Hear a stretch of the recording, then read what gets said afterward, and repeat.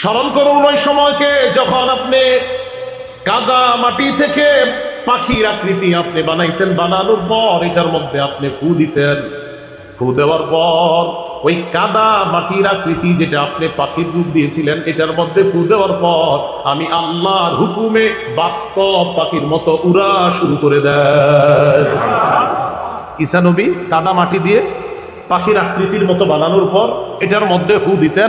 আল্লাহ বলেন আমার হুকুমে এটা করতেন আপনি, বাকি আপনি ফু দেওয়ার পর তখন তাকায় দেখতেন বাস্তব পাখি যেইভাবে উঠতেছে, আমি আল্লাহর হুকুমে আপনার কাদা মাটি দ্বারা বানানো ওই পাখিটাও বাস্তব পাখির মতো আমি আল্লাহর হুকুমে হয়ে গেল। মনে পড়েনি আপনার যে নিয়ামতটা দিছি আমি? ঈসা নবীরে কিয়ামতের মাঠে বলবেন। এখন এই জায়গায় একটা মাসালা, আপনারা আবার কিন্তু পাখিটাকে আইকেন না, এটা ওই শরীয়তে বৈধ, এই শরীয়তে না। এটা ওই শরীয়তে বৈধ, এখন আর এটা কিন্তু বৈধ না যে আপনি একটা রূপ দিবেন কোনো কিছু আকৃতি বইরা, এটা কিন্তু ঠিক না। হ্যাঁ, ওয়াইদ তাখলুকু মিনাত তিনি কাহাইআতিত তায়রি বিইজনি ফাতানফুখু ফিহা ফাতাকুনু তায়রাম বিইজনি ওয়া তুবরিউল আকমাহা ওয়াল জন্মান্ধ, একদম জন্ম থেকে অন্ধ মনে করেন, এই জায়গা থেকে এই জায়গার পুরা চোখটা লাগিয়ে রয়েছে। কথার কথা, এমন চোখ যেই চোখ এইভাবে লাগা যে চোখ দিয়ে দেখার কোনো সম্ভাবনা কখনো নাই। ঈসা নবী আল্লাহর হুকুমে হাত রাখতেন, সাথে সাথে চোখ খুলে যায়। এটা ওনার মুজিজা ছিল। ওয়াল আবরাসা বিইজনি, কুষ্ঠরোগী পুরা শরীরটা পচে যাওয়ার অবস্থা, এবং কুষ্ঠরোগীর শরীরে ঈসা নবী হাত রাখতেন।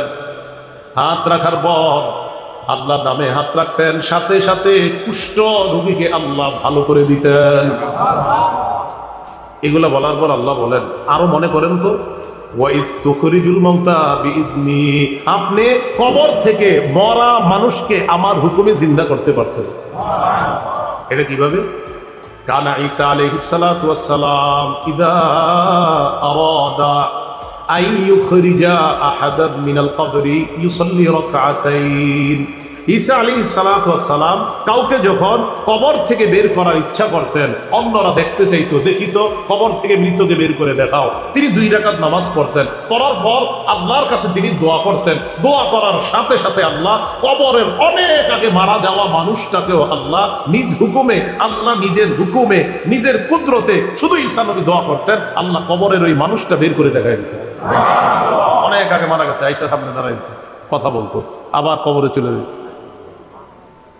ঈসা নবীর আল্লাহ কিয়ামতের মাঠে বলবেন মনে পড়েনি এগুলো যে আপনারা দিছি আমি? ওয়াইদ কাফাফতু বানি ইসরাঈলা আনকা ইয জিতাহুম বিল বাইয়িনাত। মূল যেই কথাটা বলবো দেখেন এই জায়গাটা আসতেছে। ওয়াইজ কাফাফতু বানি ইসরাঈলা আনকা ইয জিতাহুম বিল বাইয়িনাত, আমি আপনার থেকে বনি ইসরাঈলদেরকে আমি নিবৃত্ত করেছিলাম।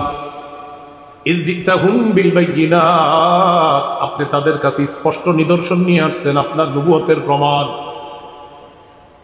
যখন আপনি নবুয়তের প্রমাণ হিসাবে একের পর এক মুজিজা দেখাইতে লাগলেন, যখন আপনি তাদেরকে বলে দিতে থাকলেন, একের পর এক মৃতদেরকে আল্লাহর হুকুমে জিন্দা করলেন, কাদা মাটি দিয়ে পাখি বানিয়ে আল্লাহর হুকুমে ওই পাখি যখন উড়িয়ে দেখিয়ে দিতেন, জন্মান্ধর চোখের মধ্যে আল্লাহর হুকুমে হাত রাখার পর যখন ওই লোকটা দেখতে পাইতো, কুষ্ঠরোগীর শরীরে হাত রাখার পর লোকটা যখন ভালো হয়ে যাইতো, ফাকাল আল্লাযীনা কাফারু মিনহুম ইন হাযা ইল্লা সিহরুম মুবিন, তাদের মধ্যে যারা কাফের তারা বলতে লাগলো, ও এগুলো তো জাদু। কি কয় এগুলা? এটা হলো সমস্ত বাতিলদের শেষ অস্ত্র। কোনো কাজে পারে না, শেষে ও আচ্ছা জাদু, এটা এরকম সেরকম বলে। আমাদের নবীরও বলছে মুহাম্মদের, বুঝছি সে গণক, ও সে কবি, আবার পারে না করেন না মোহাম্মদ সাল্লাল্লাহু আলাইহি ওয়াসাল্লাম এরকম করে, তাই নাকি? জাদু করছে একটা বইলা মনে করেন থামায় দেয়, যখন দেখে পারে না, এমনিও পারে না, অন্য পারে, ও জাদু করছে, গণক ইত্যাদি বইলা এরকম ভাবে নিবৃত্ত করে। তো আল্লাহ বলেন বনী ইসরাঈলদের থেকে আমি আপনাকে নিবৃত্ত করেছিলাম, তারা জাদুকর বলে আপনাকে হত্যা করতে চেয়েছিল। কিভাবে হত্যা করবে? এক ঘরে ঢুকে ঈসা নবী এক ঘরে বসা, হত্যা করবে, পুরা প্ল্যান পাস হয়ে গেছে। হত্যা করার জন্য যখন প্ল্যান সব পাস, ওই মুহূর্তে তারা কয়েকজন আসছে ঈসা নবীরে হত্যা করবে। ঈসা নবীর ঘরে বসা, একজনে পাঠাইছে, যাও তুমি গিয়ে কামটা শুরু করো, একটু করে আমরা আসবো। তো ঢুকছে, ঢুকার পর ঈসা নবী ভিতরে আছে, আরেকজন তারা পাঠাইছে ভিতরে। এখন কয়জন? দুইজন। একজনে মারার পর থাকবে কয়জন? একজন। বাকি মরা আর জিন্দা সহ ঘরে থাকবে কয়জন? মরা আর জিন্দা সহ থাকবে কয়জন? দুইজন। তা একজনে পাঠাইছে, পাঠানোর পর অনেকক্ষণ হচ্ছে আর কেউ বের হচ্ছে না। তো তারা এক পর্যায়ে ঢুকছে, ঢুকার পর ঘরে যেটা আছে, যিনি আছে, গিয়ে দেখে ঘরে একজন আছে। ওই একজনের রূপটা ঈসা নবীর মতো দেখতে। তারা ধরলো, ধরার পর শুলিতে চড়াইলো, চড়ানোর পর তাকে তারা শুলিবিদ্ধ করে হত্যা করলো। হত্যা করার পর তাদের মধ্যে দুই গ্রুপ। এক গ্রুপে, আচ্ছা একটা কথা, কি ভিতরে তো ছিল দুইজন, মারলাম একজন, আরেকজনকে। যদি আমগো লোকরে মাইরা থাকি তো ঈসাকে, আর ঈসারে মাইরা থাকলে আমগো লোক। এটাই আল্লাহ বলেন, ওয়ামা কাতালুহু ওয়ামা সালাবুহু। তারা ঈসাকে হত্যাও করেনি, তারা ঈসাকে শুলিবিদ্ধ করেনি, ওয়ালাকিন শুব্বিহা লাহুম, তাদেরকে ধাঁধার মধ্যে ফেলে দেওয়া হয়েছে। আল্লাহু আকবার। এটা ধাঁধা, আমগোটা মারলে ওইটা মারলে আমগোটা। আল্লাহ বলেন, বনী ইসরাঈলদের থেকে আমি আল্লাহ নিজ কুদরতে উপর দিয়ে আমি আপনাকে আসমানে, দ্বিতীয় আসমানে উঠাইছি। কয় নম্বর আসমান? দ্বিতীয়। ঈসা নবী এখনো দ্বিতীয় আসমানে আছেন। ঈসা আলাইহিস সালাতু ওয়াস সালাম দুনিয়াতে আসবেন। কিয়ামতের আগে বড় বড় 10টা আলামত ঘটবে।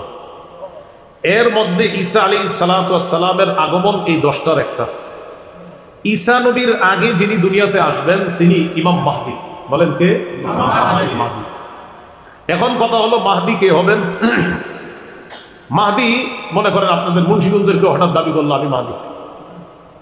কিছুদিন আগে এক লোক বাংলা ভাষায় বলতেছে, কোন রমজানে জানি ওনারে স্বপ্নে দেখাইছে আল্লাহ নাকি বলছে, ইন্না জাআলনাকা খলিফাতান ফিল আরদ, আমি আপনারে খেলাফত দিলাম, আপনি মাহদী। আল্লাহ বলছে। আর ঈদের পরে তিনি স্বপ্নে দেখছে মুহাম্মদ সাল্লাল্লাহু আলাইহি ওয়াসাল্লাম আয়েশা বলছে, হ্যাঁ তুমি মাহদী। উনিও দাবি করে বলছে আমি মাহদী। কোন চিপা থেকে ইমাম মাহদী নিজেরে বলবেন আমি মাহদী, মাথায় রাখবেন। মাহদী কে হবে এই ব্যাপারে হাদিসে আছে। আমার সাথে বাংলা বলেন, বলেন মাহদী তিনি হবেন। বলেন, যার সাথে আমাদের নবীর বক্তব্য মিলে যাবে তিনি হবেন মাহদী। সোজাই এরা আপনি বলে ফেললেন আমি মাহদী, কিন্তু নবীর বক্তব্য মিলল না, তা আপনি মাহদী হইলেন কেমনি? মাহদী যিনি হবে, খুব মন দিয়ে শোনেন, মাহদী যিনি হবেন তিনি 7 বছর অথবা 9 বছর রাজত্ব করবেন। কয় বছর? 7 বছর অথবা 9 বছর রাজত্ব করবেন যিনি মাহদী হবেন। ইবনে মাজাহ হাদিসের কিতাব 4083 নম্বর হাদিসের বর্ণনা। عن أبي سعيد الخدري رضي الله تعالى عنه أن رسول الله صلى الله عليه وسلم قال আবু সাঈদ খুদরি রাদিয়াল্লাহু তাআলা আনহুর বর্ণনা, আল্লাহ নবী বলেন, ইয়াকুনু ফি উম্মতি আল মাহদি। নবীজি বলেন, আমার উম্মতের মধ্য থেকেই মাহদীর আত্মপ্রকাশ ঘটবে, আমার উম্মতের মধ্য থেকেই হবেন মাহদী। ইন কুসিরা ফাসাবউন ওয়া ইল্লা ফাতিসউন। মাহদী দুনিয়ার মধ্যে 7 বছর অথবা 9 বছর রাজত্ব করবে। ফাতানআমু ফীহি উম্মতি নি'মাতান লাম ইয়ানআমু মিসলাহা ক্বাত্তু। মাহদীর সময়ে আমার উম্মত এত প্রাচুর্যের অধিকারী হবে, এত সম্পদের অধিকারী হবে, আমার উম্মত ইতিপূর্বে এত পরিমাণ সম্পদের মালিক কখনো হয় নাই মাহদীর সময়ে যত পরিমাণ সম্পদের মালিক হবে। তো নবীজিরা বলার পর বলেন, কি হবে জানো? মাটি, তার যত দামি দামি খনিজ পদার্থ আছে মাটি বের করে দিবে মানুষে, নাও নাও নাও এগুলো নিয়ে যাও। ওয়াল মালু ইয়াউমাইযিন কুদুস। নবী বলেন, তখন মাল হবে এত পরিমাণ জমা জমা হয়ে পড়ে থাকবে। ফায়াকুমুর রাজুলু ফায়াকুলু ইয়া মাহদী আ'তিনি। কোন ব্যক্তি দাঁড়াবে, দাঁড়ানোর পর ওই সম্পদের সামনে দাঁড়ায় বলবে, ও মাহদী আমারে কিছু দেন। মাহদী বলবে, খোঁজ, আপনার যা মন চায়, যত পরিমাণ মন চায় নেন, নিতে থাকেন। তাহলে এই হাদিস থেকে বুঝলাম মাহদী যিনি হবেন তিনি 7 বছর বা 9 বছর রাজত্ব করবেন। তার সময় সারা পৃথিবীর মানুষ এত পরিমাণ প্রাচুর্যের অধিকারী হবে যে এত পরিমাণ সম্পদ ইতিপূর্বে এই উম্মত কখনো লাভ করে নাই। এ হলো একটা। দ্বিতীয়, মাহদী যিনি হবেন তাকান, তার কপালটা হবে চওড়া উজ্জ্বল, নাকটা হবে উঁচু। কপালটা হবে চওড়া উজ্জ্বল, নাকটা হবে উঁচু। আর মাহদি কি করবেন? পুরা পৃথিবীতে ইনসাফ এবং ন্যায় বিচারে ভরে দিবেন। আবু দাউদ শরীফের 4285 নম্বর হাদিসের বর্ণনা। عن أبي سعيد الخدري رضي الله تعالى عنه أن رسول الله صلى الله عليه وسلم قال নবীজি বলেন, আল মাহদিয়ু মিন্নি, মাহদি আমার বংশ থেকে হবে। আজলাল জাবহা, মাহদির কপালটা হবে চওড়া উজ্জ্বল। আকনাল আনফি, মাহদির নাকটা হবে উঁচা। ইয়ামলাউ ফিল আরদি কিসতান ওয়া আদলা কামা মুলিআত জাওরান ওয়া যুলুমা, পুরা পৃথিবীর মধ্যে পাশবিকতা, জুলুম, নির্যাতনা, পাশবিকতার জয় জয়কর অবস্থা যখন হবে, ওই সময়ে মাহদি পুরা পৃথিবীতে ইনসাফ আর ন্যায় বিচারে পরিপূর্ণ করে দিবেন। পুরা পৃথিবীতে জুলুম যদি হয়, বিপরীতে মাহদি পুরা পৃথিবীতে ইনসাফ কায়েম করবে। তাহলে দ্বিতীয়টা বুঝলাম, 1 নাম্বার মাহদি যিনি হবেন 7 বছর বা 9 বছর রাজত্ব করবে, তার সময় উম্মত সবচেয়ে বেশি নিয়ামতের অধিকারী হবে। 2, মাহদি যিনি হবেন পুরা পৃথিবীতে ইনসাফ কায়েম করবেন, তার কপাল হবে চওড়া, তার নাক হবে উঁচু। 3, মাহদি যিনি হবেন আল্লাহ তাকে 1 রাত্রে খেলাফতের যোগ্য বানাবেন। 1 রাতে। কয় রাতে? তো আপনারা দেখবেন অনেকে 2-3 বছর যাবত দাবি করে আমি মাহদি, আমি মাহদি। অনেকের অনুসারীরা বলে আমাদের অমুকে মাহদি। আরে ভাই, এগুলা কি কথা? ইবনে মাজাহ 4085 নম্বর হাদিসের বর্ণনা। عن علي بن أبي طالب رضي الله تعالى عنه قال قال رسول الله صلى الله عليه وسلم নবীজি বলেন, আল মাহদিয়ু মিন্না আহলাল বাইত, আল্লাহ নবী বলেন মাহদি হবে আমাদের আহলে বাইতদের অন্তর্ভুক্ত, আমাদের আহলে বাইতদের মধ্য থেকেই হবে মাহদি। ইউসলিহুল্লাহু ফি লাইলা, 1 রাতেই আল্লাহ তাকে খেলাফতের সমস্ত যোগ্যতা দান করবেন। 4 নাম্বার, মাহদি হযরত ফাতেমা রাদিয়াল্লাহু তাআলা আনহার বংশ থেকে হবে। কার থেকে? এর মনে করেন আপনি বললেন মাহদি, তো আপনার বংশ কি ফাতেমা? তো এখন কেমনে আপনি মাহদি হবেন? তো এরকম মাঝে বললে হবে না, নবীর সবগুলা কথা এক ব্যক্তির সাথে মিলতে হবে, তাহলে তিনি হবে মাহদি। ইবনে মাজাহ 4086 নম্বর হাদিস। عن سعيد بن المسيب رحمه الله كنا عند أم سلمة رضي الله تعالى عنها فتذكرنا المهدية। সাঈদ ইবনুল মুসাইয়্যিব বলেন, আমরা নবীজির বিবি আম্মাজান উম্মে সালামার কাছে ছিলাম, তখন আমরা মাহদির ব্যাপারে আলোচনা করলাম। মাহদির ব্যাপারে আলোচনা করার পর আম্মাজান উম্মে সালামা বললেন, সামিআতু রাসূলুল্লাহি সাল্লাল্লাহু আলাইহি ওয়াসাল্লাম ইয়াকুল আল মাহদিয়্যু মিন ওয়ালাদি ফাতিমা। নবীজির বিবি বলেন, আমি নবীকে বলতে শুনেছি মাহদি ফাতেমার বংশধর হবে। কার বংশধর? ফাতেমা নবীর বংশের, নবীজির বংশে ফাতেমা, ফাতেমার বংশ থেকে হাসান হবে, এই হাসান থেকে হবে মাহদি। সুবহানাল্লাহ। এইভাবে আর কি নবী বললেন যে ফাতেমার বংশধর, মানে নবীজির থেকে ফাতেমা, ফাতেমা থেকে হাসান, আর হাসানের বংশ থেকে হবে ইমাম মাহদি। হাসানের বংশ থেকে যে আসবে, দলিল আবু দাউদ শরীফের 4292 নম্বর হাদিস, 4292।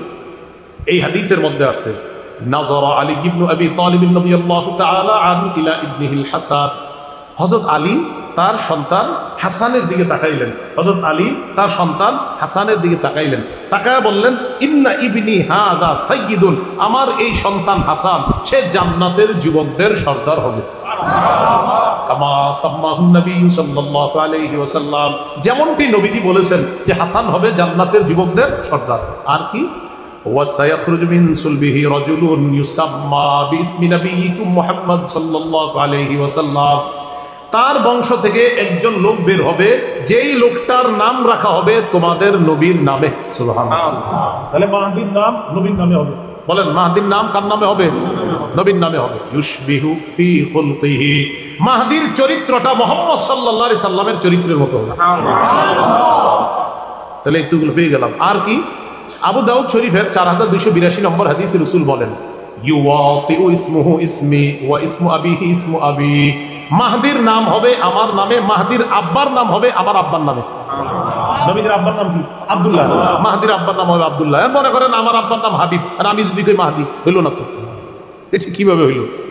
তাহলে মাহদি যিনি হবেন তার আব্বার নাম হবে আব্দুল্লাহ, মাহদি যিনি হবেন তার নাম হবে মুহাম্মদ, মাহদি যিনি হবেন তার কপাল হবে চওড়া, মাহদি যিনি হবেন তার নাকটা হবে উঁচু, মাহদি যিনি হবেন তাকে এক রাতে আল্লাহ খেলাফতের যোগ্য বানাবেন, মাহদি যিনি হবেন তিনি হযরত হাসানের বংশের হবেন, হযরত ফাতেমার বংশ হবেন, মুহাম্মদ সাল্লাল্লাহু আলাইহি সাল্লামের বংশ হবেন। মাহদির ব্যাপারে মোটামুটি ধারণাগুলো আমাদের মনে থাকবে না ইনশাআল্লাহ। তিনি পৃথিবীতে আসার পর চলতে থাকবে এভাবে। একদিন ফজরের নামাজের সময় ঈসা আলাইহিস সালাতু ওয়াস সালাম আইসা মসজিদে উপস্থিত হবে। তো ঈসা নবীর আল্লাহ কোন জায়গায় রাখছে এখন? এই সেখান থেকে ঈসা নবীর আবার পাঠাবেন। এখন আসেন আবার কিয়ামতের মাঠে যাই। ঈসা নবীর কইসা মনে পড়েনি আপনার এই নিয়ামতগুলো দিছি, এক পর্যায়ে আপনার আমি আসমানে উঠায় নিছি, বেঈমানদের থেকে বনী ইসরাইলদের থেকে আমি আপনাকে সেভ করে নিজ দায়িত্বে আমি আল্লাহ আপনাকে দ্বিতীয় আসমানে উঠায় নিছি। এগুলা বলার পর আল্লাহ কয় আর স্মরণ করেন, ওয়াইদ আওহাইতু ইলাল হাওয়ারিয়িনা আন আমিনু বি ওয়া বিরাসূলি। হাওয়ারিনদেরকে আমি আল্লাহ, হাওয়ারিনদের প্রতি আমি আল্লাহ উৎসাহ প্রদান করলাম, আমি তাদেরকে বুঝিয়ে দিলাম, আমি তাদের প্রতি এই মর্মে আমি তাদেরকে উৎসাহিত করলাম, তোমরা আমার উপর ঈমান আনো, আমার রাসূল ঈসার উপর তোমরা ঈমান আনো।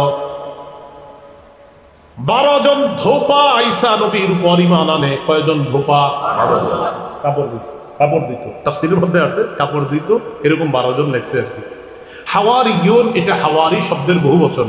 হাওয়ার শব্দের অর্থ হলো দেয়ালে সাদা চুনা দেয় না, দেয়ালে সাদা চুনা দেয়, এই সাদা চুনার মতো যে সাদা, এটাকে বলা হয় হাওয়ার। কথা হলো হাওয়ারিয়ুন ঈসা নবীর অনুসারীদেরকে কেন বলা হয়?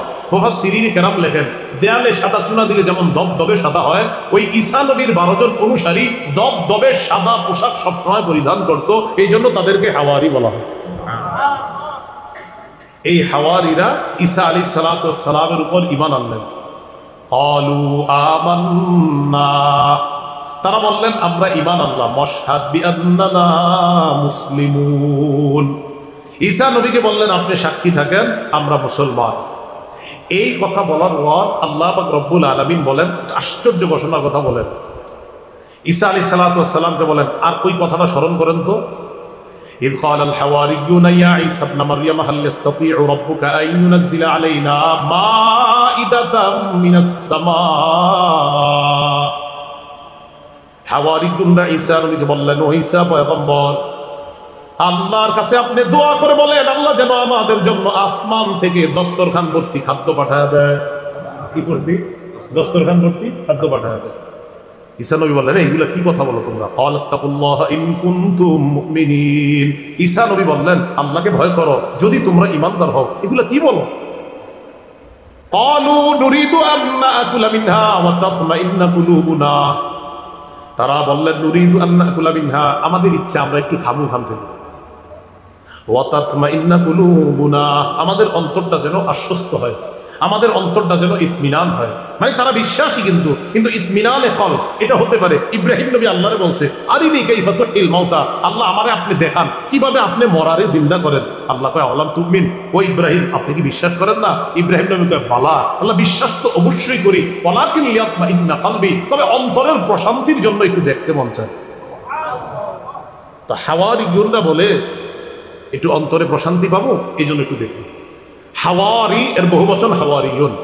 আমাদের নবীজির একজন বিখ্যাত সাহাবীকেও বলা হয় হাওয়ারি। আমাদের নবীজির একজন বিখ্যাত সাহাবীকে কি বলা হয়? হাওয়ারি। মনে রাখবেন সাহাবীর নাম যদি পারেন। সহিহ বুখারীর 2846 নম্বর হাদিস। সাহাবীর নাম জুবাইর রাদিয়াল্লাহু তাআলা। বলেন কি নাম? জুবাইর রাদিয়াল্লাহু তাআলা আনহু। সহিহ বুখারীর 2846 নম্বর হাদিসের বর্ণনা।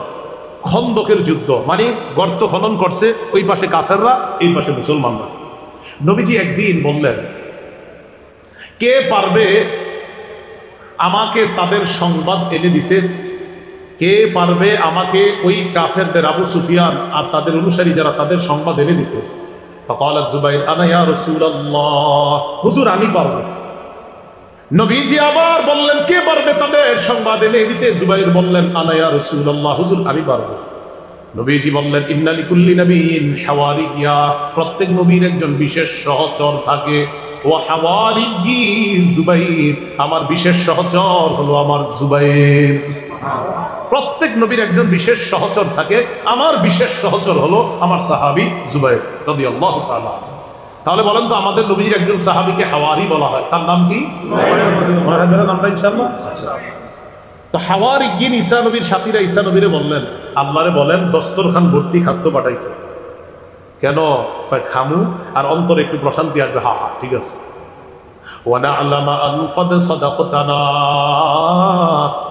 আগে যে আপনি আমাদেরকে কথাগুলো বলছেন এইগুলার ব্যাপারে যেন অন্তরের মধ্যে প্রশান্তি পায়। হ্যাঁ আপনার কথাগুলো সত্য, বিশ্বাস তো করছি, বাকি এটা যখন দেখবো পুরোপুরি বিশ্বাস, হা হা অন্তর প্রশান্তি হয়েছে, হ্যাঁ আপনি সব সত্য কথা বলছেন।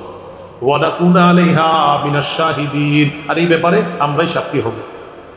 এই কথা বলার পর ঈসা নবী আল্লাহরে বললেন, قال عيسى ابن مريم اللهم ربنا أنزل علينا مائدة من السماء। ঈসা নবী বললেন, আল্লাহ আসমান থেকে খাঞ্চা ভর্তি খাবার পাঠায়া দেন, দস্তরখান ভর্তি খাবার। খাঞ্চা চিনবেন তো, দেশ গ্রামে খাঞ্চা, আচ্ছা ওই জাতীয় বিষয়টা, খাঞ্চা ভর্তি খাবার পাঠায়া দেন। কয় কেন? তাকুনু লানা ঈদান লিআউয়ালিনা ওয়া আখিরিনা ওয়া আয়াতাম মিন, আল্লাহ যেন এটা পূর্ববর্তী আর পরবর্তীদের জন্য আনন্দের কারণ হয়, এবং আপনার পক্ষ থেকে যে এটা একটা নিদর্শন, এটা যেন সারা পৃথিবীবাসীর কাছে এই কথাটা থাকে। এই যে আমি আপনি আজকে জানলাম যে আল্লাহ দস্তরখান ভর্তি খাবার পাঠিয়েছেন, এটা আল্লাহর নিদর্শন। সবাই যদি এরকম তাকায় দেখে আসমান থেকে খাবার আসতেছে, বলেন এটা কুদরত কিনা? তো ঈসা আলাইহিস সালাম আল্লাহরে বললেন, আল্লাহ আপনি পাঠায়া দেন, ওয়ারযুকনা আমাদেরকে রিজিক দেন, ওয়া আনতা খায়রুর রাযিকিন আল্লাহ আপনি উত্তম রিজিক দাতা। আল্লাহ বললেন ঈসা নবীরে, দেখেন আপনার ইমানদার অনুসারী যারা আছে তারা তো বিশ্বাস করবে বুঝলাম, অন্য যারা আছে ক্বালা আল্লাহু ইন্নী মুনাজ্জিলুহা আলাইকুম, আল্লাহ বললেন অবশ্যই আমি আল্লাহ দস্তরখান ভর্তি খাদ্য দিব অবশ্যই। ফামান ইয়াকফুর বা'দু মিনকুম, এটা দেখার পরেও যদি কেউ অস্বীকার করে, এটা দেখার পরেও যদি কেউ অস্বীকার করে আমারে, ফাইন্নী উআযযিবুহু আযাবান লা উআযযিবুহু আহাদাম মিনাল আলামিন, আমি এমন শাস্তি দিব যেই শাস্তি দুনিয়ার আর কাউরে দেইনি। ঈসা নবী এই কথা শোনার পর এরপর দস্তরখান পাঠিয়েছেন কিনা এটা কোরআনে নাই, কোরআনে আল্লাহর আলোচনা করেননি। তিরমিজির হাদিসে রাসূল সাল্লাল্লাহু আলাইহি সাল্লাম জানিয়ে দিয়েছেন আল্লাহ পাক রব্বুল আলামিন মাছ আর রুটি দস্তরখানের মধ্যে দিয়ে, তাফসীরের কিতাবে আসছে নিচে মেঘ উপরে মেঘ, এই দুই মেঘ দিয়ে দুই পাশ দিয়ে ঢাকনা দিয়ে মাঝখানে মাছ আর রুটি, তাফসীরের কিতাবে আসছে ঘি, মাছ, রুটি আরো অনেক কিছু জিনিস দিয়ে, পনির সহ দিয়ে আল্লাহ পাক রব্বুল আলামিন আসমান থেকে ওই খাদ্য পাঠিয়েছেন। ঈসা নবী হাজার হাজার অনুসারী উম্মতরা দাঁড়ায়া দাঁড়ায়া এই দস্তরখান থেকে খাদ্য যে আসমান থেকে নামতেছে সবাই দেখছে, তো এটা আসতেছে। আল্লাহ বলে দিলেন এই খাদ্যের কেউ যেন জমা না করে, এই খাদ্য থেকে কেউ জমা করতে পারবে না, জমা করলে সমস্যা হবে। একদল চিন্তা করলো এটা তো বরকতি খাদ্য, এটা মনে হয় জমা করে রাখাই ভালো, আল্লাহ নিষেধ। কি করলো? আল্লাহ যা কয় করে উল্টাটা, জমা করে রাখছে।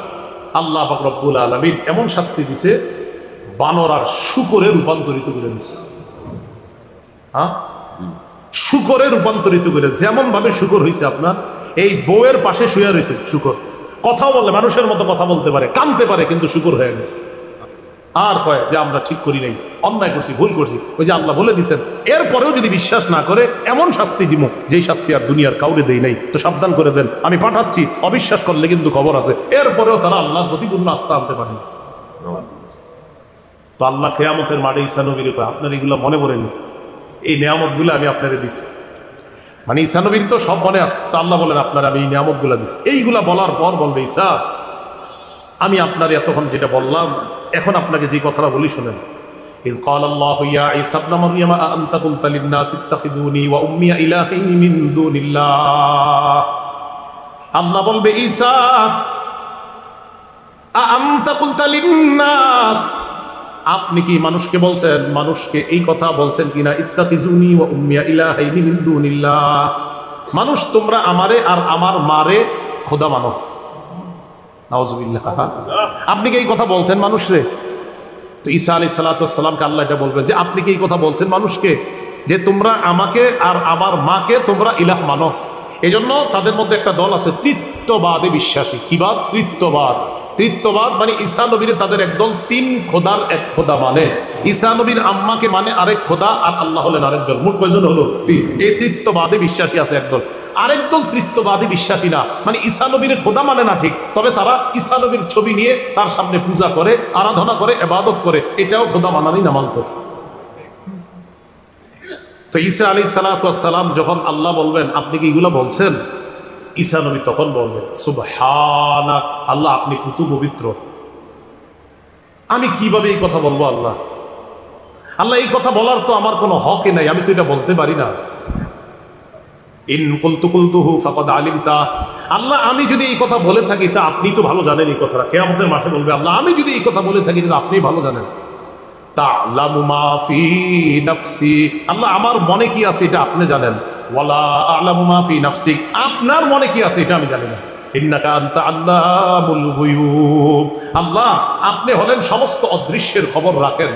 মা কুলতু লাহুম ইল্লা মা আমারতানি বিহি আন ইবুদুল্লাহ রাব্বি ওয়া রাব্বাকুম, আল্লাহ আমি তাদেরকে শুধু এতটুকু হুকুম করেছি যে তোমরা আল্লাহর ইবাদত করো, যে আল্লাহ আমার রব আর তোমাদের রব, আমি শুধু এই হুকুম করছি, এছাড়া আমি আর অন্য কোনো কিছু বলি না। তাফসীরের কিতাবে আসছে আল্লাহ পাক রব্বুল আলামিন ঈসা নবীকে যখন বলবে আপনি কি জাতিরে বলছেন যেন জাতি আপনারেও খোদা মানে, আপনার আম্মাকেও যেন খোদা মানে, এই কথা বলছেন? তাফসীরের কিতাবে আসছে। এটা শোনার সাথে ঈসা নবী বলবে যখন না, উম্মতকে আল্লাহ ডাকবে, ডাকার পর বলবে উম্মত তোমাদের কি ঈসা নবী এই কথা বলছে? উম্মত কয় হ্যাঁ বলছে। যখন বলবে বলছে, তাফসীরের কিতাবে আসছে ঈসা নবীর মাথার চুল খাড়া হয়ে যাবে, যে কি কয়, আমি বলি এদেরকে এই কথা বলছি। ঈসা আলাইহিস সালাতু ওয়াস সালাম কিয়ামতের মাঠে আল্লাহ নবীকে পর্যন্ত এই কথা বলতেছে, আপনি কি জানেন? আল্লাহ তো জানেই সব, এগুলা বলে নাই উনি। এটা আল্লাহ কেন বললেন? যে নবীদেরকে আমি সেখানে প্রশ্ন করি। আল্লাহ পাক এক আয়াতের মধ্যে বলেন ফালানাসআলান্নাল্লাযীনা উরসিলা ইলাইহিম ওয়ালা নাসআলান্নাল মুরসালিন, মানুষ শোনো, যাদের কাছে নবী পাঠানো হয়েছে তাদেরকেও অবশ্যই অবশ্যই জিজ্ঞাসা করব, আর রাসূলদেরকেও আমি আল্লাহ অবশ্যই অবশ্যই জিজ্ঞাসা করব। রসুলদেরকে যদি জিজ্ঞাসা করে, এই আয়াতটা তো আমার আপনার প্রতিদিন স্মরণে আনা উচিত যে আল্লাহ কথাটা বললেন কি, যে উম্মতকে জিজ্ঞাসা করবে এটা ঠিক আছে, আমরা তো কত ভুল ভ্রান্তি করি, কিন্তু আল্লাহ বললেন উম্মতকে তো জিজ্ঞাসা করবই, রসুলদেরকেও করবো, অবশ্যই অবশ্যই আমি তাদেরকে করবো। তো ঈসা আলাইহিস সালাতু ওয়াস সালামকে কিয়ামতের মাঠে আল্লাহ এইগুলা বলবেন। এইভাবে ঈসা নবীর আল্লাহ পুতু পবিত্র করবেন, অন্য জাতিকে ডাকবেন, শেষ নবীর উম্মতকে ডাকবেন।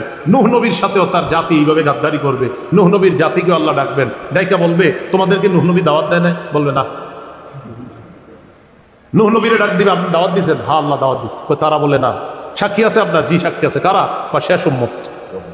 ওই উম্মতকে ডাকবে, বুখারীর বর্ণনা আছে, উম্মতকে ডাক দেওয়ার পর বলবে তোমরা সাক্ষী? হ্যাঁ। তখন আবার ওই উম্মত বলবে এরা আবার কিভাবে সাক্ষী হয়, এরা তো আমাদেরকে দেখে নাই, অনেক করে আসছে দুনিয়াতে, উম্মত তোমরা কিভাবে সাক্ষী দাও? আল্লাহ তো সব জানে। উম্মত বলবে আমাদের নবী আমাদেরকে জানায় দিয়েছে। এই তো আল্লাহ বলেন إذ قال الله يا عيسى ابن مريم اذكر نعمتي عليك وعلى والدتك, কিয়ামতের ময়দানে আল্লাহ পাক রব্বুল আলামিন ঈসা আলাইহিস সালাতু ওয়াস সালামকে বলবেন ইয়া ঈসা ইবনে মারইয়াম, হে মারইয়ামের সন্তান ঈসা, উযকুর নি'মাতি আলাইকা ওয়া আলা ওয়ালিদাতিক, স্মরণ করুন ওই সময়কে যেই সময় আমার নিয়ামত আপনার উপর আর আপনার মা মারিয়ামের উপর, তথা আপনার উপর আর আপনার মা মারিয়ামের উপর আমার যেই নিয়ামত আছে, আমি আল্লাহর ওই নিয়ামতের কথা স্মরণ করেন। ঈসা নবীরে কিয়ামতের মাঠে আল্লাহ বলবেন কি নিয়ামত? মারিয়াম আল্লাহর পক্ষ থেকে নিয়ামত হলো এইভাবে, মারিয়ামের মা যিনি ছিলেন তার নাম হান্না। কি নাম? হান্না। মারিয়ামের আব্বার নাম ইমরান। এই ইমরান তিনি ছিলেন বাইতুল মুকদ্দাসের ইমাম। ইমরানের স্ত্রীর নাম হান্না। হান্না গর্ভবতী হলেন, গর্ভে যেই সন্তান আসছে সেই সন্তানের ব্যাপারে তিনি মানত করলেন। সূরা আলী ইমরানের 35 নম্বর আয়াতে আল্লাহ বলেন ইয ক্বালাত ইমরাতু ইমরান রাব্বি ইন্নী নাযারতু লাকা মা ফী বাতনি মুহাররারা, আল্লাহ আমার পেটে যেই সন্তান, ইমরানের স্ত্রী হান্না আল্লাহর কাছে বললেন, আল্লাহ আমার পেটে যেই সন্তান, এই সন্তানটাকে দুনিয়ার বিভিন্ন কাজ কর্ম থেকে মুক্ত রেখে একমাত্র আপনার জন্যই উৎসর্গ করে দিলাম। সন্তান এখনো দুনিয়াতে আসে না, পেটে থাকতে। فلما وضعتها قالت رب إني وضعتها أنثى। মারিয়ামের মা হান্না যখন সন্তান প্রসব করলেন, সমস্যা হচ্ছে, হান্না যখন সন্তান প্রসব করলেন, সন্তান প্রসব করার পর দেখলেন তার সন্তান একটা মেয়ে। তো হান্না তখন বললেন, ইন্নী ওয়াদাতুহা উনসা, আল্লাহ আমি তো কন্যা সন্তান প্রসব করলাম, আমি না মানত করেছিলাম এটারে দুনিয়া থেকে মুক্ত রেখে আপনার জন্য মানত করে দিলাম, উৎসর্গ করে দিলাম, এখন দেখি আমার মেয়ে সন্তান। ওয়াল্লাহু আ'লামু বিমা ওয়াদাআত। মারিয়ামের মা যে মেয়ে সন্তান জন্ম দিছে এটা সবচেয়ে ভালো জানে আল্লাহ। তো আল্লাহ এটা জানে, ওয়ালাইসা যাকারু কাল উনসা। আল্লাহ বলেন কিছু পুরুষ আছে যারা নারীদের মতো না। আরে তোমার যে মেয়ে হয়েছে এটা তো সাধারণ মেয়ে না, হাজারো পুরুষ আছে এমন যারা তোমার এই মেয়ের সমপর্যায়েরও হওয়ার সম্ভাবনা না। এমন অনেক পুরুষের চাইতো তোমার এই মেয়েকে আমি আল্লাহ দামি বানিয়েছি। যদিও তোমার এটা মেয়ে, হাজারো পুরুষ থেকে তোমার মেয়ে হবে দামি।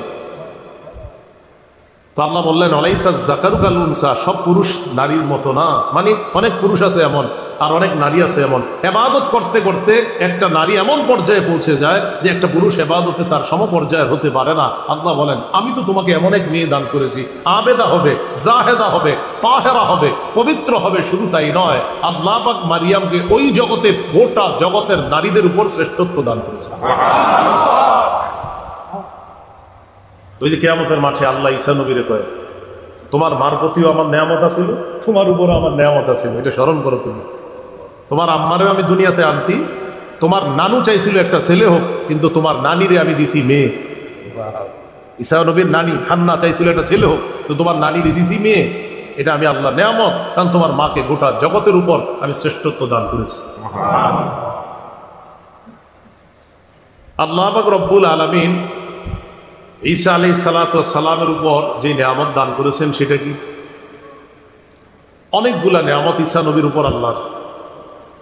এর মধ্যে একটা হলো ঈসা আলাইহিস সালাতু ওয়াস সালামকে আল্লাহ বাবা ছাড়া কুদরতি ভাবে কুন ফায়াকুন, হও হয়ে গেছে, এই কালিমার মাধ্যমে ঈসা নবীকে বাপ ছাড়া দুনিয়াতে এনে পুরা জগতে আল্লাহ তার কুদরত প্রকাশ করছেন। ভালো করে মনে রাখবেন, এই পৃথিবীতে মানুষ সৃষ্টি আল্লাহ করেছেন, এর মধ্যে 4টা পদ্ধতি পাওয়া যায়। বলেন কয়টা? 4টা। 1 নাম্বার, কোন নারী পুরুষ ছাড়াই আল্লাহ প্রথম আদম আলাইহিস সালাতু ওয়াস সালাম রে বানাইছে। নারী পুরুষ ছাড়াই আল্লাহ কুদরতি ভাবে বানাইছে। কোন নবীরে? আদম আলাইহিস সালাম। 2, পুরুষের পাজর থেকে আম্মা হাওয়াকে বানাইছে, মানে আদম নবীর পাজর থেকে আম্মাজান হাওয়া আলাইহিস সালাতু ওয়াস সালামকে বানাইছে। তাহলে প্রথম যারে বানাইছে কোন নারী পুরুষের সংমিশ্রণ প্রয়োজন হয়নি। দ্বিতীয় যাকে বানাইলেন আল্লাহ আদম নবীর পাজর থেকেই বানিয়ে দিয়েছেন। 3, আমরা যারা বর্তমান পৃথিবীতে আছি, স্বামী স্ত্রীর বৈধ এক পদ্ধতিতে, আল্লাহ প্রদত্ত এক পদ্ধতিতে মানুষ সৃষ্টির যে ধারাবাহিকতা আল্লাহ রেখেছেন রাখবেন, এটা আরেকটা। কটা হলো? 3টা। 4, বাবা ছাড়া শুধু মায়ের পেট থেকে আল্লাহ তার কুদরত প্রকাশ করেছেন, ঈসা নবীকে বাপ ছাড়া দুনিয়াতে সৃষ্টি করেছে। কটা হলো? এই 4 পদ্ধতি। তো ঈসা নবীরে আল্লাহ বললেন, এটা তো তোমার মার প্রতি নেয়ামত, তোমার আম্মারে আমি এমন বানাইলাম, আর তোমার প্রতি আমার নেয়ামত আছে, এটিও স্মরণ করো। কি নেয়ামত? তোমার আম্মা জনগণ থেকে আড়াল হয়ে পূর্ব দিকে চলে গেছে। ফান্তাবাজাত মিন আহলিহা মাকানান শারকিয়া, তোমার আম্মা পূর্ব দিকে চলে গেছে। পূর্ব দিকে চলে যাওয়ার পর ফাত্তাখাদাত মিন দুনিহিম হিজাবা, মারিয়াম তার মাঝে আর জনগণের মাঝে একটা পর্দা দিলেন। মুফাসসিরিনে কেরাম বলেন পর্দা দেওয়ার দুটি কারণ হতে পারে, এক গোসল করার জন্য, দুই পর্দা দিয়েছেন তিনি মানুষ থেকে আলাদা হয়ে একা একই নির্জনে আল্লাহর ইবাদত করার জন্য। তো মারিয়াম যখন সেখানে পর্দার আড়ালে গেলেন, যাওয়ার পর ফারসাল্লা ইলাইহা রূহানা, আমি আমার রূহকে পাঠায়া দিলাম সেখানে, তথা জিবরিল আমিনকে পাঠাইলাম। ফাতামাসসালা লাহা বাশারান সাওয়িয়া, জিবরিল একটা মানুষের রূপ ধারণ করে মারিয়ামের সামনে উপস্থিত হলো। মারিয়ামের সামনে উপস্থিত হওয়ার পর ক্বালাত ইন্নী আউযু বিররহমানি মিনকা ইন কুনতা তাকিয়া, মারিয়াম বললেন আমি তোমার থেকে আল্লাহর কাছে পানাহ চাই, রহমানের কাছে পানাহ চাই, তুমি যদি আল্লাহকে ভয় করো এখান থেকে সরে যাও, তুমি পুরুষ, যাও এখান থেকে। জিবরিল আমিন জবাব দেয় ক্বালা ইন্নামা আনা রাসূলু রাব্বিক লিআহাবা লাকি গুলামান যাকিয়া, আমি দুনিয়ার কোনো মানুষ নই, আমি তোমার রবের পক্ষ থেকে প্রেরিত ফেরেশতা। আপনি কেন আসছেন? লিআহাবা লাকি গুলামান যাকিয়া, আল্লাহর পক্ষ থেকে তোমাকে একটা নেককার সন্তান দেওয়ার জন্য আসছে। সুবহানাল্লাহ। আরে আমার সন্তান হবে কিভাবে? আল্লাহ বলছে তোমার সন্তান হবে।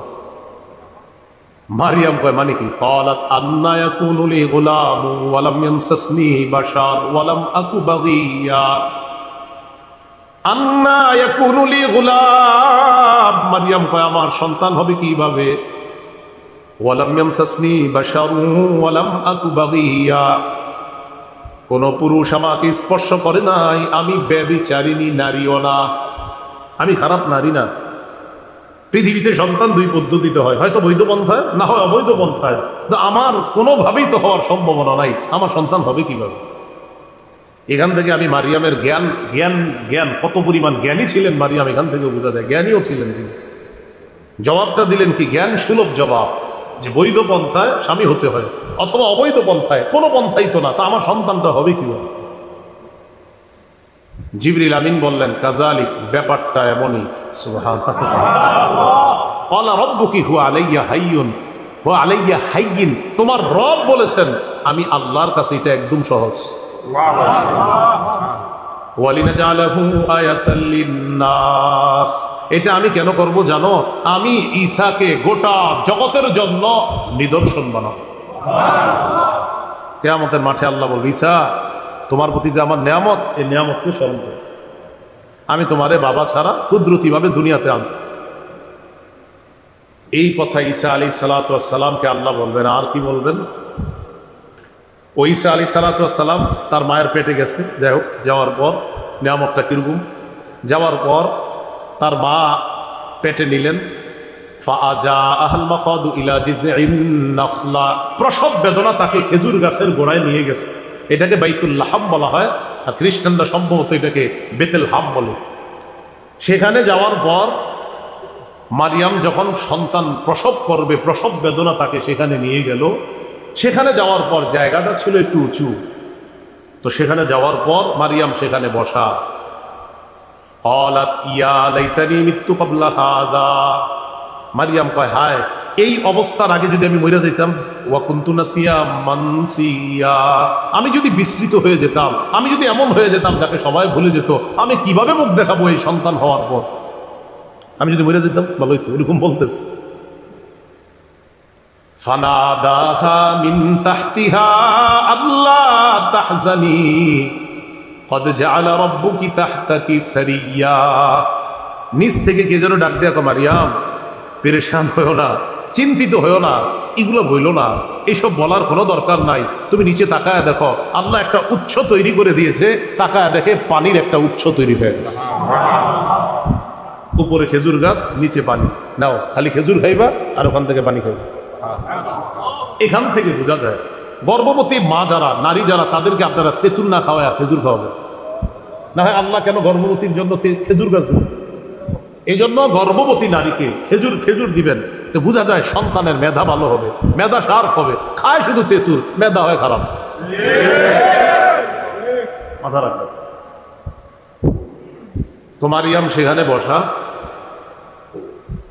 বলে দিলেন ওয়াহুজ্জি ইলাইকি বিজিদিন নাখলাতি তুসাকিত আলাইকি রুতবান জানিয়া। গাছে খেজুর থাক আর না থাক তোমার টেনশন করতে হবে না। তোমার যখন খিদা লাগবে শুধু নাড়া দিবা, তাজা খেজুর তুসাকিত আলাইকি রুতবান জানিয়া, তাজা খেজুর তোমার সামনে এসে পড়বে। তোমার কাজ এখানে। সন্তান এসে গেছে। এখন সন্তান যখন আসছে, আসার আগে আল্লাহ বলে দিলেন আর কি কি করতে হবে। ফকুলি ওয়াশরবি ওয়াকররি আইনা, খাও, পান করো, চোখ শীতল করো। ফাইম্মা তারাইন্না মিনাল বাশারি আহাদা, কোনো মানুষ যদি দেখো, এরা ঝামেলা করবে তোমার সন্তান বাচ্চারে দেখলে। ফাকুলি ইন্নী নাযারতু লির-রহমানি সাওমা, তুমি বলবা আমি রহমানের জন্য মানত করলাম। সৌমা মানে হলো কথাবার্তা কোনো মানুষের সাথে বলবো না, এই কথাবার্তা বলা থেকে আমি মানত করলাম। ওই যুগে কথাবার্তা না বলাটাকেও সৌম বলা। ফালান উকাল্লিমাল ইয়াওমা ইনসিয়া, আমি কোনো মানুষের সাথে কথা বলতে পারবো না। তো এই কথা আল্লাহ বলে দিলেন, কোনো পুরুষ কোনো মানুষের সাথে দেখা হলে এটা বলবা। ফাতাত বিহি কওমাহা তাহমিলু, বাচ্চা কোলে নিয়ে এলাকায় আসছে। ক্বালু ইয়া মারইয়াম লাকাদ জিতি শাইআন ফারিয়া, ছি ছি মারিয়াম, এটা তুমি কি করলা? ভারী অন্যায় করছো, মহা অন্যায় কাম, মানে দেখাই শুরু করে দিচ্ছে। তুমি এটা কি করলা? আর স্বাভাবিকভাবে আপনারাও এটা করতেন। আল্লাহ শিখাই দিছে কিছু বলবা না, তুমি খালি চুপচাপ থাকবা। বলবা আমি কথা বলি না, মানত করছি, এবার চুপচাপ থাকবা, কিচ্ছু বলবা না। জনগণ আইসা মারিয়ামকে খালি ডিস্টার্ব করতেন। ইয়া উখতা হারুনা মা কানা আবুকি ইমরাআ সাউইন ওয়া মা কানাত উম্মুকি বাগিয়া, ও হারুনের বোন, তোমার বাবা ইমরান তো এত খারাপ ছিল না। মনে আসেনি? ইমরান বাইতুল মুকাদ্দাসের ইমাম, তিনি মারিয়ামের বাবা ছিলেন। ও মনে রাখেন, মারিয়াম দুনিয়াতে আসার আগেই তার বাবা মারা গিয়েছে। মারিয়াম দুনিয়াতে আসার আগেই তার বাবা মারা গিয়েছে। মারিয়ামকে যিনি লালন পালন করেছে তিনি জাকারিয়া আলাইহিস সালাতু ওয়াস সালাম। জাকারিয়া নবী হলেন হান্না, যিনি মারিয়ামের আম্মা, এই হান্নার ভগ্নিপতি, তার মানে মারিয়ামের খালু। তো মারিয়ামের প্রতি আল্লাহ নেয়ামত আরো আছে, অনেক নেয়ামত আছে। মারিয়ামকে মৌসুম ছাড়া আল্লাহ ফল খাওয়াইছে, খানা খাওয়াইছে, অনেক নেয়ামত আছে। মারিয়াম যখন এলাকায় আসছে, এলাকায় আসার পর তারা বলতেছে ও হারুনের বোন। একটু মনে রাখেন, হারুনের বোন দ্বারা কি উদ্দেশ্য? হারুনের বোন দ্বারা দুটি উদ্দেশ্য হতে পারে। এক, হারুন নবী যিনি মুসা নবীর ভাই, হারুন নবী, এই হারুন নবীর বংশের সিলসিলার কোনো এক বোন লাগে মারিয়াম। মানে যাইতে যাইতে আমার ভাই অমুক, অমুকের ভাই, এরকম যাইতে যাইতে হারুন নবীর অনেক পিছনে গিয়ে তার ভাই সম্পর্কে হয় হারুন নবী। সরাসরি ভাই না, আপন ভাই না, মানে আপনার ভাই অমুকে, অমুকের ভাই অমুকে, অমুকের ভাই অমুকে, এরকম। সেই হিসাবে তিনি হারুন নবীর বোন। তো এলাকার লোকেরা বলতো ও হারুনের বোন, মানে হারুন নবীর বংশের বোন তুমি, মানে হারুন নবীর বংশের একজন বোন, ওই বংশের বোন তুমি, এই হিসাবে তাকে হারুনের বোন বলতো। এক। দুই, অথবা মারিয়ামের বংশেরই কেউ হারুন নামে ছিল, যে তার ভাই হিসাবে বিখ্যাত ছিল হারুন, সেই হিসাবে হারুনের বোন। তাহলে যদি মুসা নবীর ভাই নবী হারুন হয় তাহলে কিন্তু আপন ভাই না, অনেক পরে গিয়ে কোনো না কোনোভাবে ভাইয়ের সম্পর্কে ভাই, এরকম। আর যদি বলেন আপন ভাই তাহলে হবে হয়তো মারিয়ামের কোনো আপন ভাই হারুন ছিল নামে, অথবা তারই বংশের কোনো হারুন নামে ভাই ছিল। কথাটা মনে থাকবে তো? তো জনগণ বলল ও হারুনের বোন, তোমার বাবা তো এত খারাপ না, আর তোমার মাও তো খারাপ নারী ছিল না, তুমি এরকম হইলে কিভাবে? তো চুপচাপ, আল্লাহ তো বলছে কথা বলবেন না। ফাশারাত ইলাইহি, ইঙ্গিত করে দিস কি আমি কোনো কথা বলবো না, ওই ঈসার সাথে কথা বলো। ঈসা মানে দুধ পান করতেছে, মায়ের কোলে আছে, ছোট মানুষ, 3 দিন বয়স অথবা 40 দিন বয়স, একই কথা বলবো। জনগণ বাচ্চার দিকে তাকায় কয় ক্বালু কাইফা নুকাল্লিমু মান কানা ফিল মাহদি সাবিয়া, কোলের বাচ্চার সাথে আমরা কিভাবে কথা বলবো? ঈসা নবীর ডিস্টার্ব হইতেছে, এত আওয়াজ। মাথাটা সরাইলেন, সরাই বললেন ক্বালা ইন্নী আবদুল্লাহ। ঈসা নবী কয় আমি আল্লাহর বান্দা। সব আকুরে তাকে হয়েছে, একটু মানুষ কথা কয়, কয় শুধু বান্দা না, শোনো আরো আছে। আতানিয়াল কিতাব, আল্লাহ আমারে কিতাব দান করছে। ওয়াজআলানি নাবিয়্যা, আল্লাহ আমাদের নবী বানাইছে। ছোট মানুষ এগুলো বলতেছে, এগুলো বইলা ডইলা উনি আবার মায়ের কোলে আবার আনতে। এটাই আল্লাহ কোরআনে বলছেন, ওয়ায়ুকাল্লিমুন নাসা ফিল মাহদি ওয়া কাহলা। ঈসা নবী মায়ের কোলেও কথা বলছে, বড় হওয়ার পরেও কথা বলছে। এটা আল্লাহর পক্ষ থেকে ছোটবেলায় নাবালেগ অবস্থায় যখন কেউ কথা বলার কল্পনাও করা যায় না, ওই অবস্থায় ঈসা নবীর মুখ দিয়ে কথা বলাটা এটা ছিল আল্লাহর পক্ষ থেকে ঈসা নবীর মুআজিজা। কিয়ামতের মাঠে আল্লাহ কয়, ঈসা তোমার প্রতি যে নিয়ামত আর তোমার আম্মার প্রতি যে নিয়ামত এটা স্মরণ করো। তাহলে মন বুঝে আসছে নিয়ামত গুলা। আর কি, ইয আইয়াতুকা বিরূহিল কুদুস, স্মরণ করো যখন আমি তোমাকে রূহুল কুদুস দ্বারা শক্তিশালী করলাম। এই রূহুল কুদুস দ্বারা কি উদ্দেশ্য?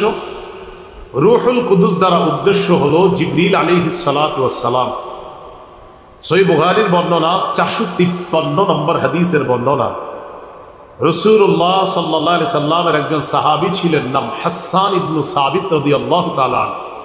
তিনি নবীজির কবি সাহাবী হিসাবে বিখ্যাত ছিলেন। এই হাসান ইবনে সাবিত রাদিয়াল্লাহু তাআলা আনহুকে নবীজি বললেন, হাসান আজিব আনিল মুশরিকিনা, মুশরিকরা যে আমাদের উল্টাপাল্টা কথা বলে, আমার পক্ষ থেকে তাদেরকে তুমি কবিতার মাধ্যমে জবাব দিয়ে দাও। তো জবাব দিয়ে দেওয়ার পরে এই কথা বলার পরে নবীজি বললেন, আল্লাহুম্মা আইয়িদহু বিরূহিল কুদুস, আল্লাহ আমার এই হাসান ইবনে সাবিত নামক সাহাবীকে জিবরিল আমিনের মাধ্যমে সাহায্য করেন, শক্তিশালী করে দিন। তাফসীর ইবনে কাসীরের মধ্যে আসছে, আম্মা জান আয়েশা সিদ্দিকা রাদিয়াল্লাহু তাআলা আনহার বর্ণনা, হাসান ইবনে সাবিত রাদিয়াল্লাহু তাআলা আনহুর জন্য মসজিদে নববীর মধ্যে একটা মিম্বর বানানো হয়েছে। এই মিম্বরের মধ্যে যখন তিনি বসতেন, বসার পর নবীজি সাল্লাল্লাহু আলাইহি সাল্লাম বলতেন, আল্লাহুম্মা আইয়িদহু বিরূহিল কুদুস কামা নাফাহা আন নাবিয়্যিক, আল্লাহ ঈসা নবীর পক্ষে জিবরিল আমিন যেইভাবে সহযোগিতা করত মানুষের জুলুম নির্যাতন থেকে বাঁচানোর জন্য, জিবরিল আমিন ঈসা নবীর সব সময় সহযোগিতা করত যেইভাবে, হাসান ইবনে সাবিত আমার সাহাবা, এই হাসানকেও জিবরিল আমিনের মাধ্যমে আপনি শক্তিশালী করেন, যেন জিবরিল আমিনের শক্তিশালী আর সাহায্যের কারণে আমার হাসান মুশরিকদের প্রত্যেকটা কথার জবাব দিয়ে দিতে পারে। তাহলে রূহুল কুদুস দ্বারা কোন ফেরেশতা উদ্দেশ্য? জিবরিল। বলেন কোন ফেরেশতা? জিবরিল। আল্লাহ বলেন, ঈসা আমার নিয়ামতটা স্মরণ করেন, কি ইয আইয়াতুকা বিরূহিল কুদুস, আমি আপনাকে রূহুল কুদুসের মাধ্যমে শক্তিশালী করেছি। তুকাল্লিমুন নাসা ফিল মাহদি ওয়া কাহলা, ঈসা আপনি শৈশবেও কথা বলতে পারতেন, ছোটবেলাও কথা বলতে পারতেন, কৈশোরেও কথা বলতে পারতেন, মায়ের বুকে থাইকা দুধের শিশু অবস্থায় আপনি কথা বলতেন, আর বড় হওয়ার পরে তো বলতেনই। এটা আমি আল্লাহর পক্ষ থেকে আপনার প্রতি ছিল নেয়ামত। মনে পড়ে কি নেয়ামতের কথা? কিয়ামতের মাঠে ঈসা নবীর আল্লাহ বলবেন। আর কি, ওয়াইদ আল্লামতুকাল কিতাবা ওয়াল হিকমাতা ওয়াত তাওরাতা ওয়াল ইনজিল, আমি আপনাকে কিতাব শিক্ষা দিলাম। এই কিতাব দ্বারা উদ্দেশ্য একটা হতে পারে লেখা বিদ্যা শিক্ষা দিলাম, ওয়াল হিকমাতা বুঝ শক্তি দান করলাম, ওয়াত তাওরাত আমি তাওরাত এবং ইনজিলের যে বিদ্যা, এই বিদ্যাও আমি আপনাকে শিখিয়ে দিলাম। এটা কি মনে পড়ে? আপনার প্রতি এগুলো আমার নিয়ামত ছিল, এই নিয়ামতগুলো স্মরণ করেন। এটা কোথায় বলবে? কিয়ামতের মাঠে। তা আমারে আপনারে যদি বলে, কেউ তোমারে 5 তলা বাড়ির মালিক বানাইছিলাম, মনে পড়েনি তোমার? তো তুমি দি 5 তলা সারাক্ষণ ঘুমায়া থাকতা, জুমায়ও যাইতা না, 5 ওয়াক্ত নামাজ তো দূরের কথা, বছরে একটা ঈদের নামাজেও তুমি যাইতা না, মনে পড়েনি তোমারে যে 5 তলা দিছি? কি অবস্থা হবে? তো ঈসা আলাইহিস সালাতু ওয়াস সালামকে আল্লাহ বলবেন, আমি আপনাকে এই নিয়ামতগুলো দিছি, দুনিয়ার মধ্যে দিয়েছিলাম। আর কি, وَإِذْ تَخْلُقُ مِنَ الطِّينِ كَهَيْئَةِ الطَّيْرِ بِإِذْنِي فَتَنفُخُ فِيهَا فَتَكُونُ طَيْرًا بِإِذْنِي। এইভাবে কিয়ামতের ময়দানে আল্লাহ নবীদেরকে জিজ্ঞাসাবাদ, দেখেন ইয়াউমা ইয়াজমাউল্লাহুর রুসুল, রসুলদেরকে আল্লাহ জমা করবেন। স্পেশালি ঈসা নবীর কথা কেন বললেন? কারণ ওই জায়গায় ঈসা নবীর উম্মত সম্পর্কে আল্লাহ আগে আলোচনা করেছেন। বুঝাইতে চাইলাম পুরো আলোচনাটা থেকে, উম্মতকে জিজ্ঞাসাবাদ করাটা এটা একটা সাধারণ বিষয়। আমরা তো জিজ্ঞাসা করবে, কারণ আমরা কত ভুল করি, কিন্তু আল্লাহ নবীদেরকে পর্যন্ত জিজ্ঞাসাবাদ করবে। তাহলে ভাই জিজ্ঞাসাবাদের যে ব্যাপারটা, এটা আমার আপনার প্রতিদিন স্মরণে আনা উচিত, যে আমার আপনার উপর আল্লাহ কত নিয়ামত দান করেছেন, এই নিয়ামতের ব্যাপারেও কিন্তু আল্লাহ প্রশ্ন করবেন। তাহলে আসেন, ঈসা নবীরে বললেন আপনার প্রতি নিয়ামত, আপনার একটু স্মরণ করেন। এবার কোরআনের সূরা তাকাসুরের মধ্যে আসেন, আল্লাহ কি বলেন? সুম্মা লাতুসআলুন্না ইয়াউমা ইযিন আনিন নাঈম।